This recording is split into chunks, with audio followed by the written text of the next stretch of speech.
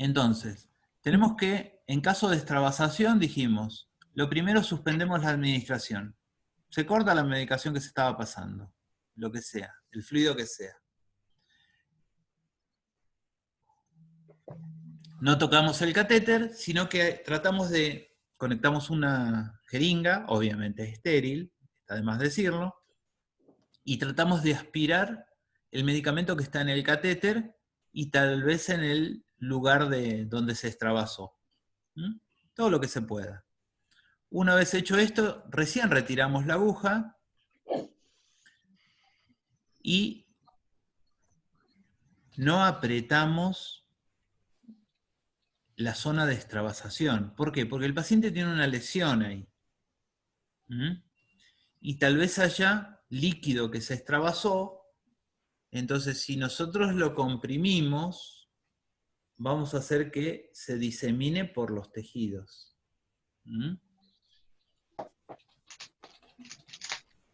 Tenemos que hacer una medición de la superficie afectada. Siempre que hay este tipo de lesiones, lo ideal es tomar un marcador y marcar toda la zona donde nosotros vemos ese edema. El borde externo lo marcamos todo. De esa forma vamos a saber si aumenta o disminuye con el paso de las horas.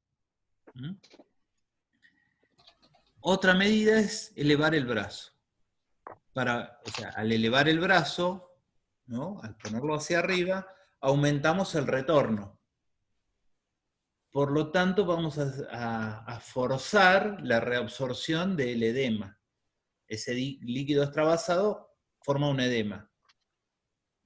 Entonces, vamos a forzar que se reabsorba.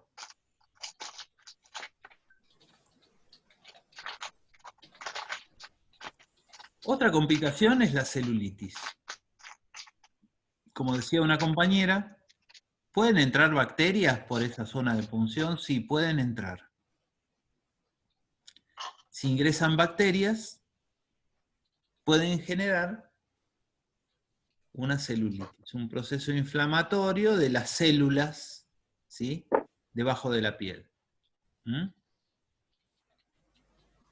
El punto de ingreso es la zona de punción. Fíjense que acá está marcada la zona con celulitis con una lapicera.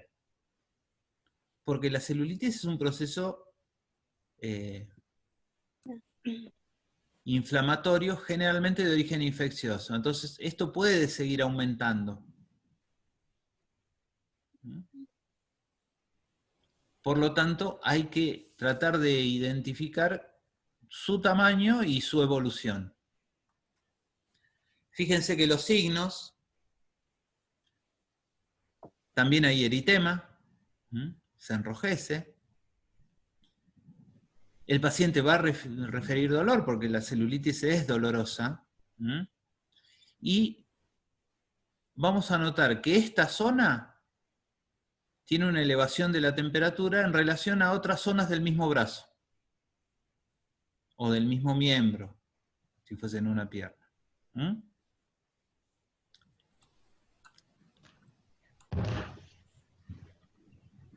Otra de las complicaciones probables es la embolia aérea. La embolia es la entrada de aire al torrente sanguíneo. ¿Y por qué se puede producir? Por un purgado ineficiente del circuito, quedó con globos de aire, por la inyección en la cual no fue purgada correctamente la jeringa.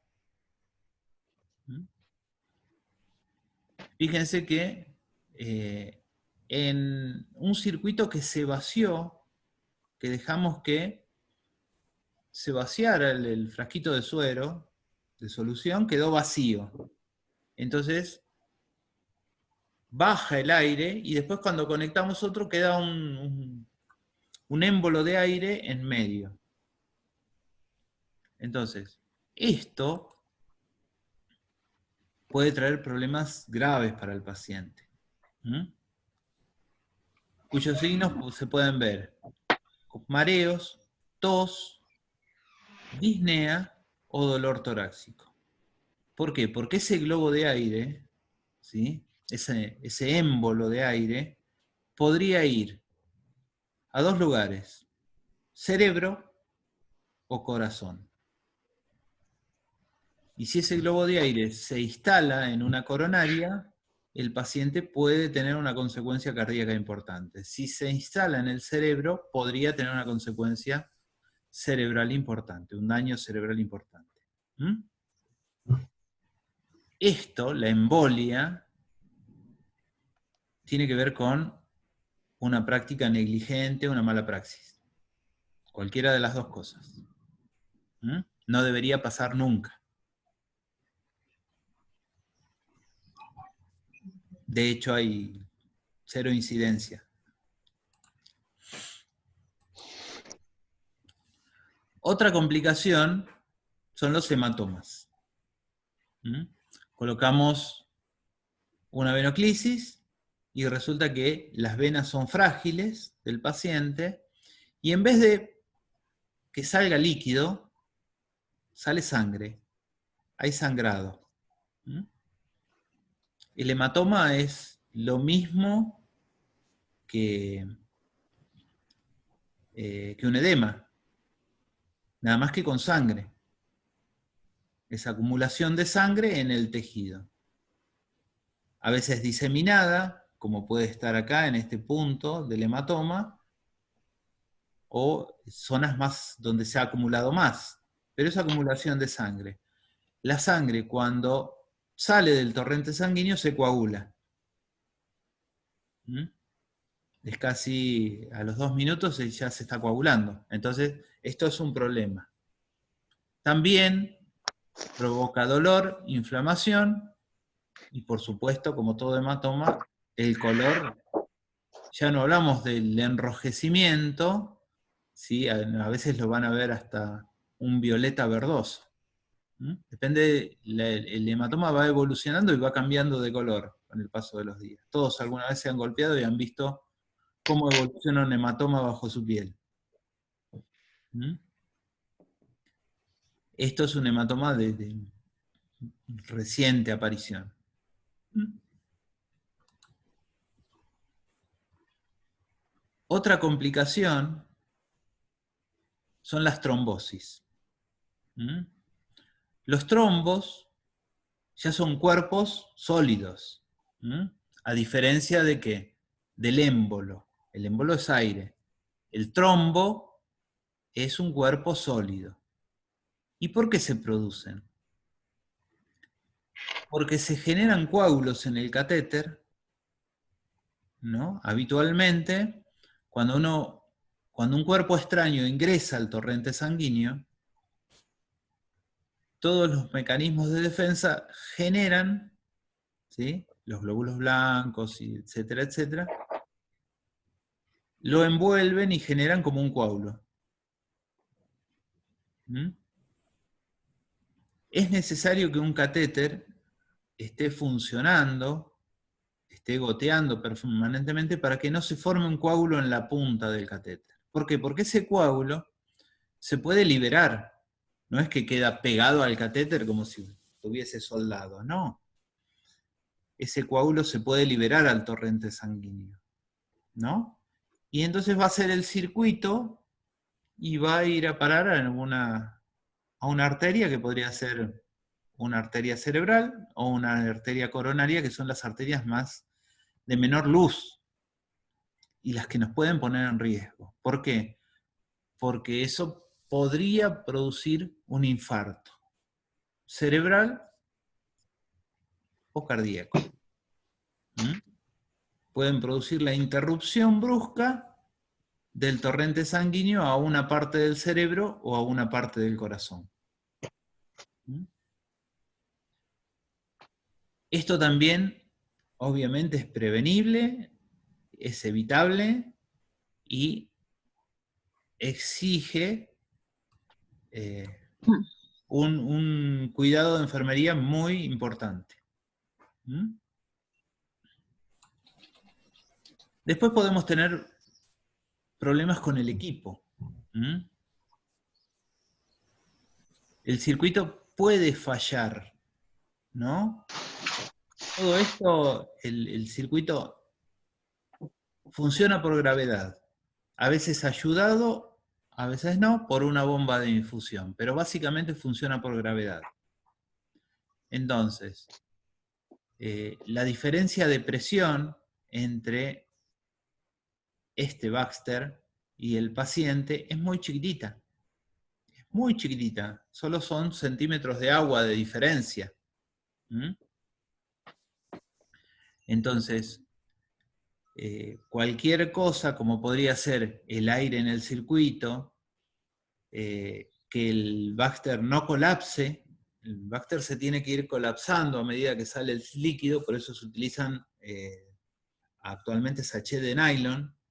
Se trata de evitar los rígidos, no se usan más los de vidrio, y los de plástico rígido en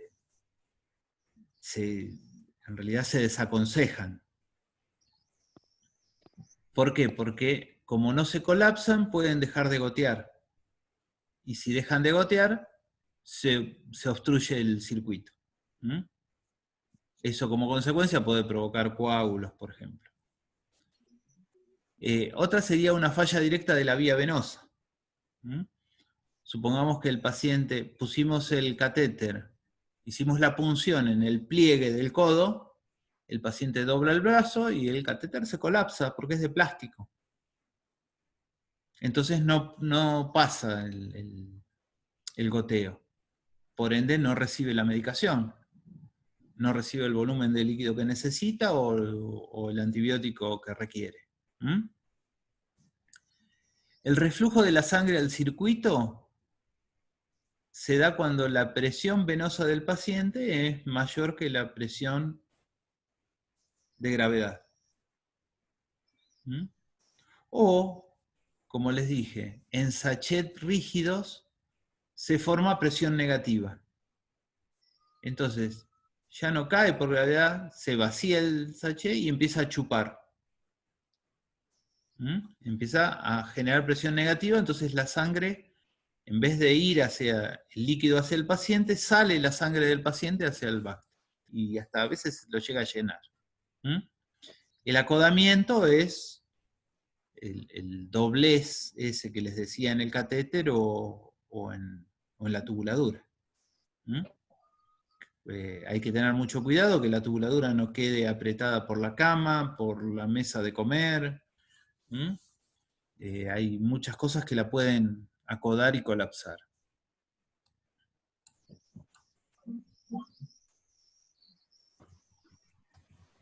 Eso hablando del acceso venoso. La venoclisis es la administración, ¿sí? Es la terapia intravenosa. El acceso venoso es la punción, el acto de punción, de colocar el catéter. La venoclisis o fleboclisis es la administración de terapia intravenosa, de soluciones por vía intravenosa. ¿Para qué? Para hidratar, medicar, alimentar. Las funciones son múltiples. Pero cuando hablamos de venoclisis hablamos de terapia. Cuando hablamos de acceso venoso, ¿sí? Hablamos de la vía de infusión que utilizamos. Una cosa importante que después van a escuchar, decís, colocale una vía. Bueno, cuando le expliquen a doña Teresa, no le digan que le van a poner una vía, porque doña Teresa no conoce, no habla en la jerga médica. Entonces explíquenle, le voy a poner un suerito acá, etcétera, etcétera. Porque más de una vez la gente se queda mirando y decís, ¿qué me va a hacer? Traten de explicar en los términos que el paciente entienda. ¿Qué soluciones se pueden infundir? Hay dos grandes grupos que son los cristaloides y otras son los coloides. ¿Cuál es la diferencia? Los cristaloides se disuelven en el solvente, como se disuelve el azúcar en el agua. Eso es un cristaloide. Los coloides son suspensiones. El soluto no se disuelve en el solvente, sino que está en suspensión. Esa es la diferencia, así en forma fácil de explicarlo. Cristaloide se diluye, como una gota de tinta en el agua. Les ponen una gotita de tinta en el agua y...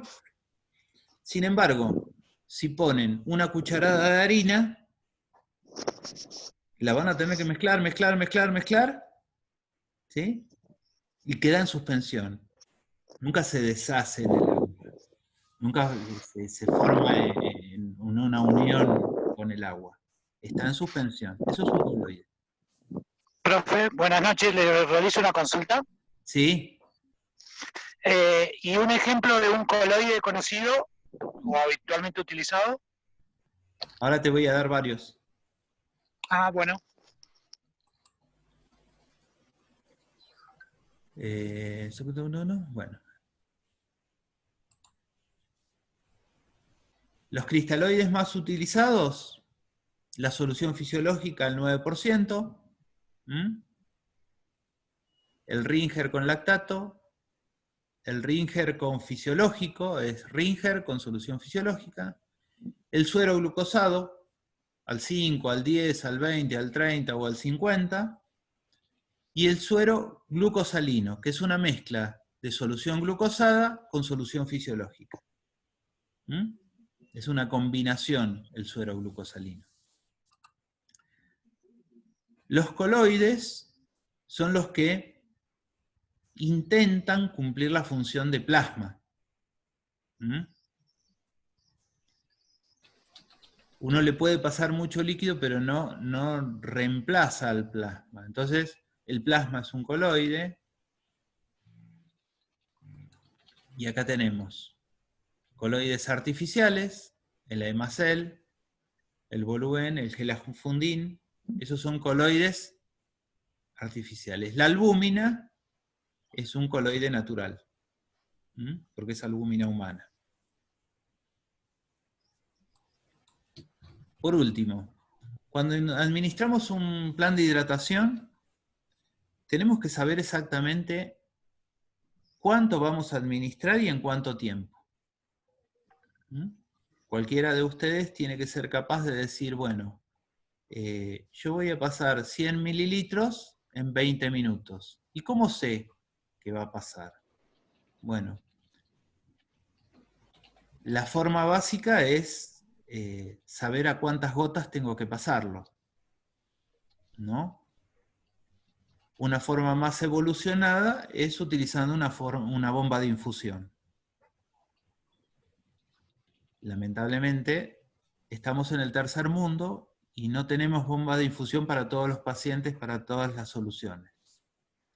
Por lo tanto, necesitamos saber, poder calcular el goteo.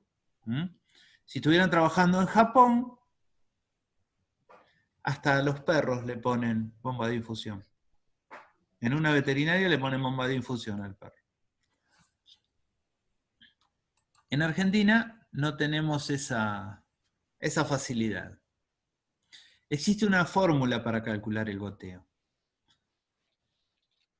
El cálculo de goteo se puede hacer por regla de 3 simple, se puede hacer con una tablita, las tablitas están en los libros, y se puede calcular. Mi sugerencia es que sepan el cálculo de goteo. Uno aprende esta simple fórmula y no necesita ningún machete y lo puede resolver rápidamente. Y puede calcular cualquiera de las variables, ¿sí? Porque es una ecuación simple. A ver si le saco las fotos estas. Ahí está. Empecemos por acá. Para calcular el goteo, lo primero que tenemos que saber es ¿qué tipo de gotero tenemos? Existen dos tipos de goteros, básicamente. Uno que larga unas gotas grandes, por lo tanto se denomina macrogotero, y otro que larga unas gotas muy chiquititas. Por lo tanto se denomina microgotero. Miren qué ciencia, ¿no? A modo de equivalencia, sabemos que 3 microgotas equivalen a una gota. Eso, si quieren, anótenlo. Es bastante importante. 3 microgotas equivalen a 3 microgotas equivalen a una gota. Tomemos el macrogotero. Con un macrogotero, 1 centímetro cúbico equivale a 20 gotas. O sea, yo tomo el gotero y si mido esto, porque esto es calibrado, también son valores internacionales como el color de los catéteres y el volumen que perfunde cada catéter. Entonces yo sé que 20 gotas equivalen a 1 centímetro cúbico. De ahí sale una constante que se llama factor goteo. Entonces, para macrogotero, el factor goteo es 20. Es la constante. La fórmula del cálculo de goteo es así. El volumen total que yo quiero administrar por el factor goteo dividido el tiempo en minutos, ¿sí?, me va a dar la cantidad de gotas por minuto. Esto solo anótenlo, después vamos a hacer ejercicios, vamos a trabajarlo porque hay que, en realidad, practicarlo para dominarlo. Esa es la fórmula básica. Fíjense, como es una ecuación, yo puedo, el factor goteo, ¿de dónde lo saco? Del tipo de gotero que tengo, macro o micro. El volumen es el volumen que yo quiero administrar. El tiempo es el tiempo que yo quiero que tarde, o que va a tardar. Y eso me va a dar la cantidad de gotas por minuto. Por lo tanto, yo puedo averiguar cualquiera de los componentes de esta ecuación, ¿no? Me falta, decís, 500 mililitros con macrogotero a 7 gotas por minuto, ¿cuánto tiempo tardan? Lo puedo calcular. Supongamos que cambiamos 500 mililitros con macrogotero, ¿sí?, en 60 minutos. ¿A cuántas gotas tengo que ponerlo? Puedo saber a cuántas gotas tengo que ponerlo. O tengo 500 mililitros por determinado factor goteo a 35 gotas por minuto, ¿cuánto tiempo va a tardar en pasar? Fíjense, cualquiera de las cosas las puedo averiguar con esta fórmula. ¿Qué es lo que cambia de una fórmula a otra? Si estoy usando macrogotero o microgotero. Si estoy usando macro, son 20 gotas por minuto, factor goteo 20. Si estoy usando micro, son 3 veces más, factor goteo 60. Necesito 3 gotas para igualar una gota del macrogotero. La fórmula sigue siendo la misma, lo único que cambia es el factor goteo. Esto lo tenemos que trabajar, lo tienen que dominar pipí cucú al fin de la cursada. Así que tenemos bastante. Con esto terminamos. Profe, ¿y en qué casos se usa macrogotero y en qué casos microgotero? Mira, en rasgos generales vos decís, en adultos usamos siempre macrogotero, y en niños, en pediátricos, generalmente microgotero. ¿Sí? Pediátricos de cuerpo chico, que no tengan el cuerpo de un adulto. Eso es en rasgos generales. Después, La otra cosa a tener en cuenta es decir, existen drogas que son, por ejemplo, vasoactivas, hipnóticas, o qué sé yo, que esas diluciones tienen que pasarse con mucha precisión. Si no existe bomba de infusión para pasarlo, usamos microgotero, porque podemos regularlo con más precisión. ¿Mm? Esos serían dos criterios básicos. ¿Mm? Muchas veces no tenemos la bomba de infusión. Profe, Sí. también se pueden usar estos, ¿no? Eso sí, pero hay que... ¿Sabés qué tienen? Los Dialaflow, eso que está mostrando el compañero es un Dialaflow. Es un regulador de flujo. Los reguladores de flujo tienen, depende de la marca, mayor o menor precisión, ¿no? Por supuesto, va a ser más preciso que una chapita siempre. O sea, uno puede lograr mucha precisión muy superior a la chapita o la ruedita con eso. Con la ventaja de que no se mueve. Digamos, es un paso intermedio a la bomba. Muy, muy seguro si vos lo comparás con una simple chapita. Sí, yo porque este lo usábamos para reemplazarla en la ambulancia más que nada. Sí, sí, Porque se el utiliza movimiento mucho. se pierde, como el sensor pierde la gota en la ambulancia por el movimiento, Claro. empezamos a usar esto, el famoso fotógrafo. Sí, sí, tiene, digamos, si vos lo comparas con una chapita, es mucho más preciso.